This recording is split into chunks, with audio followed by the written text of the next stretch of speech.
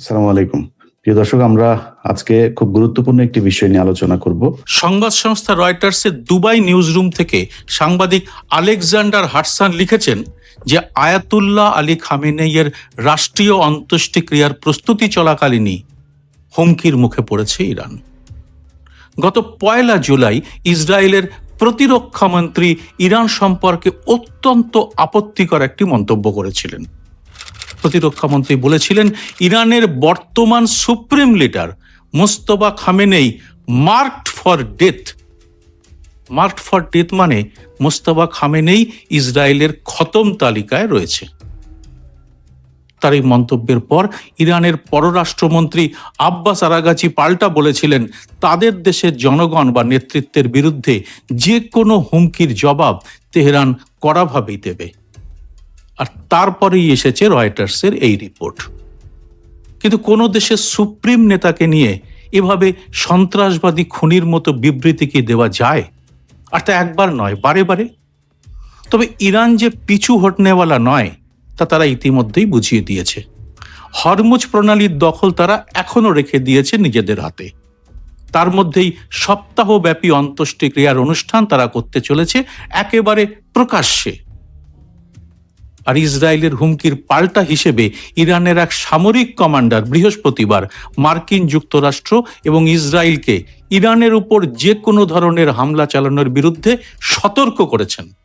ইরানের খাতাম আল আনবিয়া central হেডকোয়ার্টার্সের commander Ali Abdullahi ইরানের রাষ্ট্রীয় গণমাধ্যমে প্রচারিত এক বিবৃতিতে বলেছেন, আমরা ইরানের শত্রুদের, বিশেষ করে মার্কিন যুক্তরাষ্ট্র এবং জায়ানবাদী সরকারকে মানে ইসরায়েলকে সতর্ক করছি, তারা যেন কোনো ভুল হিসাব না করে। আমাদের দেশের বিরুদ্ধে যে কোনো হুমকি এবং আগ্রাসনের জবাবে আমাদের সশস্ত্র বাহিনী যে কঠোর প্রতিশোধ নেবে তা যেন তারা ভুলে না যায়। মানে ইট মারলে পাটকেল খেতে হবে ইসরায়েল বা আমেরিকাকে। কিন্তু ইসরায়েলের মতলবটা কি? তারা কি চাইছে যুদ্ধের একটা উন্মাদনা নিয়েই থাকুক তাদের দেশ? মধ্যপ্রাচ্যে যুদ্ধের উত্তেজনা কি পরিকল্পিতভাবেই জিয়ে রাখছে তারা? যুদ্ধে জড়িয়ে পড়লে দেশের কোষাগারে টান পড়ে, আরও অন্যান্য নানা অসুবিধার মধ্যে পড়তে হয় দেশের মানুষকে। এই সাধারণ অর্থনীতির জ্ঞান একটা শিশুও বোঝে। তবু বারে বারে ইরানকে লক্ষ্য করে বিবৃতির গোলা কেন দেখে যাচ্ছেন নেতানিয়াহু? কেন যুদ্ধবিরতি না মেনে তারা বারবার আক্রমণ করছে লেবাননে? আজকের এই এপিসোডে ইসরায়েলের অর্থনৈতিক শক্তির উৎসটাকে আপনাদের সামনে নিয়ে আসব, আর সেই সঙ্গে দেখাবো এখন ইসরায়েলের ভেতরে কোন কোন অর্থনৈতিক খাত বিপদে পড়েছে, আর মানুষ কি মনস্তাত্ত্বিক কারণে তা মেনে নিতে বাধ্য হচ্ছেন। প্রচুর তথ্য অত্যন্ত সরল ভাষায় আপনাদের সামনে তুলে ধরব এই ভিডিওটিতে। ভিডিওটি পুরোটা দেখে ভালো লাগলে লাইক, শেয়ার এবং হাইপ করে এটি আরও মানুষের কাছে পৌঁছে দিলে আমার পরিশ্রম সার্থক হবে। নমস্কার, সবাইকে স্বাগত। আমি সুব্রত বসু। 1 জুলাই সংবাদ সংস্থা রয়টার্স যে রিপোর্ট করেছে তা এরকম। ইরান স্পষ্টভাবে জানাচ্ছে যে তাদের সার্বভৌমত্ব বা নেতৃত্বের উপর নতুন কোনো হামলা বা হুমকি এলে তারা তৎক্ষণাৎ ভয়ঙ্কর জবাব দেবে। একই সঙ্গে ইরান ওয়াশিংটনকে তাদের পূর্ববর্তী আন্তর্জাতিক প্রতিশ্রুতি রক্ষা করা এবং এই অঞ্চলে উস্কানি বন্ধ করার আহ্বান জানিয়েছে। কিন্তু উস্কানি বন্ধ হওয়ার কোনো ইঙ্গিত কি দেখা যাচ্ছে? ইসরায়েলের অর্থনীতি এবং তাদের সামগ্রিক নীতিটা আসলে কি বলে? IMF এর রিপোর্ট অনুযায়ী সাপ্লাই চেনের সমস্যা এবং জ্বালানির ব্যাপক মূল্যবৃদ্ধির কারণে ইসরায়েলে সাময়িকভাবে মুদ্রাস্ফীতি হয়েছে। এই বিশাল যুদ্ধ ব্যয় সামাল দিতে ইসরায়েলের সরকার এখন ভ্যাট বাড়িয়ে 18% করেছে। এছাড়াও তারা বেশ কিছু ট্যাক্সের ছাড় বাতিল করেছে, আর এর ফল ভুগতে হচ্ছে সে দেশের গরিব এবং মধ্যবিত্ত শ্রেণীকে। কিন্তু আন্তর্জাতিক বিশ্লেষকদের মতে ইসরায়েলের অর্থনীতি এখনো পুরোপুরি ভেঙে পড়েনি, মানে অর্থনীতির ভাষায় কোলাপস করেনি, এবং তাদের হাইটেক সেক্টর এখনো দিব্যি টিকে আছে। কেন কোলাপস করেনি, কেন টিকে রয়েছে তাদের হাইটেক সেক্টর, এটা নিয়ে পরে বলছি। তার আগে ওই আন্তর্জাতিক বিশ্লেষকদের কথাতেই আসা যাক। ওই বিশ্লেষকরা বলছেন, দীর্ঘ সংঘাতের কারণে ইসরায়েলকে এখন উচ্চ আয়কর উচ্চ সামরিক ব্যয় এবং ধীর গতির আর্থিক বৃদ্ধির মুখোমুখি হতে হচ্ছে।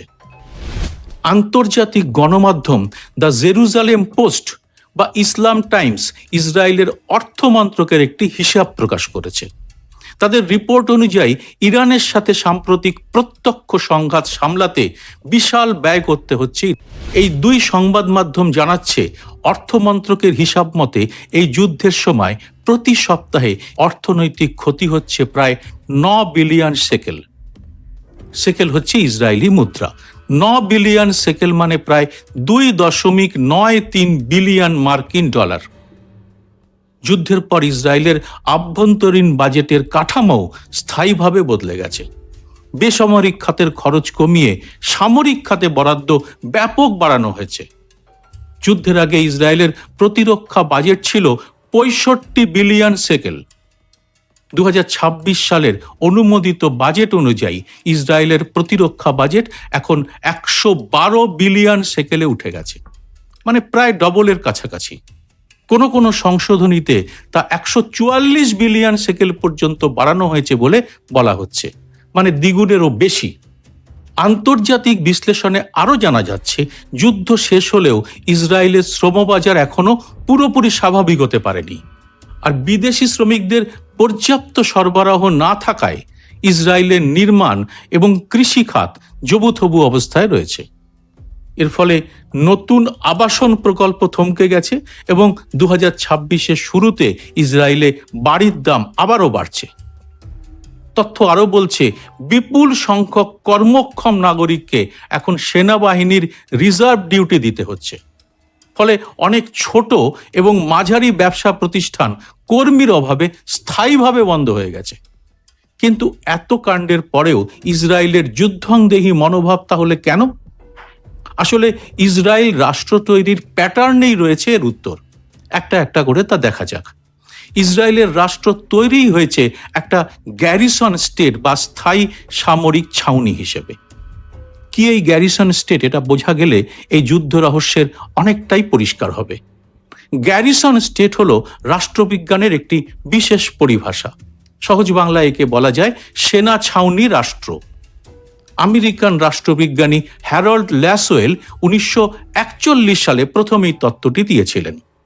সহজ কথায়, এটা এমন একটা রাষ্ট্র ব্যবস্থা যেখানে কোনো একটি দেশ সবসময় কোনো না কোনো বাইরের বা দেশের ভেতরের যুদ্ধের আশঙ্কায় থাকে, আর সেই আশঙ্কার কারণে পুরো দেশটাই একটা স্থায়ী সামরিক ছাউনিতে পরিণত করা হয়। এই ধরনের রাষ্ট্রে দেশের সাধারণ রাজনীতিবিদ বা আমলাদের চেয়ে সামরিক কর্মকর্তা বা প্রতিরক্ষা বিশেষজ্ঞদের সিদ্ধান্ত নেওয়ার ক্ষমতা এবং সামাজিক মর্যাদা অনেক বেশি থাকে। দেশের সিংহভাগ সম্পদ, ট্যাক্সের টাকা এবং বাজেট শিক্ষা বা স্বাস্থ্যের মতো বেসরকারি খাতে না গিয়ে সরাসরি সামরিক এবং অস্ত্র খাতে চলে যায়। দেশের সাধারণ নাগরিকদের জীবনের একটা বড় অংশ সামরিক বাহিনীর সঙ্গে যুক্ত থাকে। যেমন 18 বছর বয়স হলেই ছেলে মেয়ে নির্বিশেষে সবাইকে বাধ্যতামূলকভাবে সেনাবাহিনীতে যোগ দিতে হয়। এটা ইসরায়েলে রয়েছে।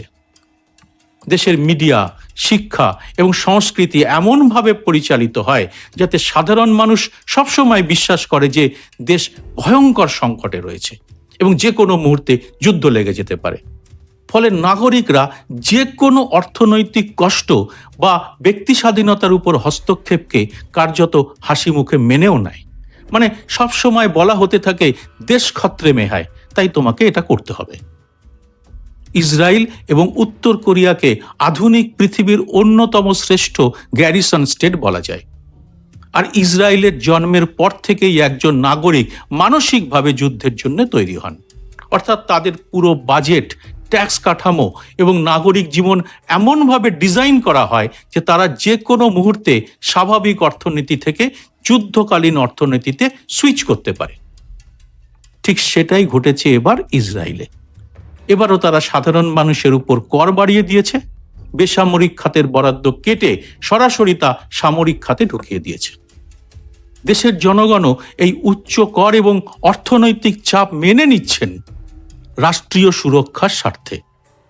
তবে ইসরায়েলের এই শক্তির উৎস তাদের নিজস্ব পকেটের টাকা নয়, বরং আমেরিকার জিওপলিটিক্সের স্বার্থ এবং তাদের ডলারের সাহায্য ইসরায়েলের বড় শক্তি, আর সেই সঙ্গে বিশ্বজুড়ে থাকা শক্তিশালী ইহুদি লবি এবং তাদের নিজেদের প্রযুক্তি খাতের ব্যাকআপ রয়েছে তাদের সঙ্গে।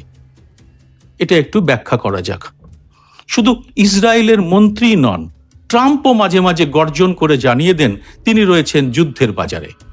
এর কারণ হলো ইসরায়েলের শক্তির সবচেয়ে বড় স্তম্ভ হলো আমেরিকার অবিরাম সমর্থন। যুদ্ধ শুরু হওয়ার পর থেকে আমেরিকা ইসরায়েলকে বিলিয়ন বিলিয়ন ডলারের সামরিক সহায়তা দিয়েছে। ইসরায়েলের আকাশ প্রতিরক্ষা ব্যবস্থা সচল রাখার জন্য যত ব্যয়বহুল ইন্টারসেপ্টর ক্ষেপণাস্ত্র লাগে তার সিংহভাগই এসেছে আমেরিকা থেকে। যুদ্ধের কারণে ইসরায়েলের যাতে দেউলিয়া হওয়ার দশা না হয় সেজন্য মার্কিন প্রশাসন তাদের আর্থিক ব্যাকআপ দেয়, আর তা আন্তর্জাতিক বিনিয়োগকারীদের আশ্বস্ত রাখে। ইসরায়েলের অর্থনীতির মূল চালিকা শক্তি কি?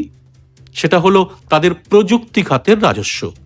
এই খাত কিন্তু কারখানা বা জমির উপর নির্ভরশীল নয়, এটা চলে ক্লাউড এবং ইন্টারনেটে। তাই যুদ্ধের সময়ও ইসরায়েলি আইটি কোম্পানিগুলোকে আন্তর্জাতিক ক্ষেত্রে সার্ভিস দেওয়া বন্ধ করতে হয়নি। এছাড়া বহুজাতিক টেক জায়েন্ট এবং সিলিকন ভ্যালির ফান্ডিং ইসরায়েলে আসা একেবারেই বন্ধ হয়নি, যার ফলে যুদ্ধ চলায় কর্মীর অভাবে আবাসন বা কৃষিখাত ধসে পড়লেও হাইটেক খাত থেকে ইসরায়েলের বিদেশি মুদ্রার রিজার্ভ সচল থেকেছে। তথ্য বলছে ইসরায়েলের কেন্দ্রীয় ব্যাংক যুদ্ধ শুরু হওয়ার আগে থেকেই প্রায় 200 বিলিয়ন মার্কিন ডলারের বিশাল বৈদেশিক মুদ্রার রিজার্ভ করেছিল। যুদ্ধ শুরু হতেই bank of Israel billion billion dollar বাজারে ছাড়ে। এর ফলে ইসরায়েলি মুদ্রা সেকেল ক্র্যাশ করেনি। এছাড়া ডেভেলপমেন্ট কর্পোরেশন ফর ইসরায়েলের প্রকাশিত ডেটা এবং দ্য টাইমস অফ ইসরায়েল এবং রয়টার্সের রিপোর্ট জানিয়েছে এক অর্থনৈতিক তথ্য। তা হলো যুদ্ধের আগে এবং পরে ইসরায়েল বিশ্বজুড়ে বন্ড বিক্রির মাধ্যমে নজিরবিহীনভাবে 5.7 বিলিয়ন বা 570 কোটি মার্কিন ডলার সংগ্রহ করেছে। এই তহবিলের সিংহভাগই এসেছে বিশ্বজুড়ে ছড়িয়ে থাকা ইহুদি সম্প্রদায় এবং ফেডারেশনগুলোর সাধারণ বিনিয়োগকারীদের কাছ থেকে। জানলে অবাক হবেন, আমেরিকার 35টিরও বেশি অঙ্গরাজ্য এবং স্থানীয় সরকার ইসরায়েলের যুদ্ধকালীন অর্থনীতিকে সহায়তা করতে ইসরায়েলের এই সার্বভৌম বন্ড কিনেছে। তবে এখানেও আছে টুইস্ট। নিউ ইয়র্কের ক্ষেত্রে এই বন্ড কেনার পুরো সমীকরণটা খুবই আকর্ষণীয় এবং রাজনৈতিকভাবে নাটকীয়। এখানে রাজ্য এবং শহর বা সিটির ভূমিকা সম্পূর্ণ আলাদা। নিউ ইয়র্ক রাজ্য সরকার ইসরায়েল বন্ডের অন্যতম ক্রেতা, আর নিউ ইয়র্ক সিটির ক্ষেত্রে গল্পটা পুরো উল্টো। নিউ ইয়র্ক সিটি ফান্ডের আগের কন্ট্রোলার ব্র্যাড ল্যান্ডার 2023 সালের পর সিটির পেনশন ফান্ড থেকে নতুন করে কোনো ইসরায়েলি বন্ড কেনেননি এবং পুরনো বন্ডগুলো মেয়াদ শেষ হওয়ার পর আর রিনিউ করেননি। 2025 সালের শুরুর দিকে সর্বশেষ অংশটুকুও বিক্রি করে দিয়ে নিউ ইয়র্ক সিটি তাদের তহবিল থেকে ইসরায়েলি বন্ডের উপস্থিতি একেবারে শূন্য করে ফেলেছে। মানে নিউ ইয়র্ক সিটির মেয়র জোহরান মামদানি এই ব্যবস্থাটাকে পুরোপুরি উল্টে দিয়েছেন। মামদানি নেতানিয়াহুকে যুদ্ধ অপরাধী বলেছিলেন, এই ক্ষেত্রেও তিনি একই নীতি নিয়ে চলেছেন। মানে সব মিলিয়ে ইসরায়েলের এই যুদ্ধংদেহীর বড় আরকাঠে কিন্তু আমেরিকা স্বয়ং। আবার যুদ্ধক্ষেত্রে বিপদে পড়ে কিভাবে পালানো যায় তার চেষ্টাতেও রয়েছে ট্রাম্প সরকার। ইসরায়েলের বিপজ্জনক একমুখী যুদ্ধনীতি এবং ট্রাম্পের দুমুখ যুদ্ধনীতি কি এখন বিশ্বের সামনে সবচেয়ে বড় বিপদ?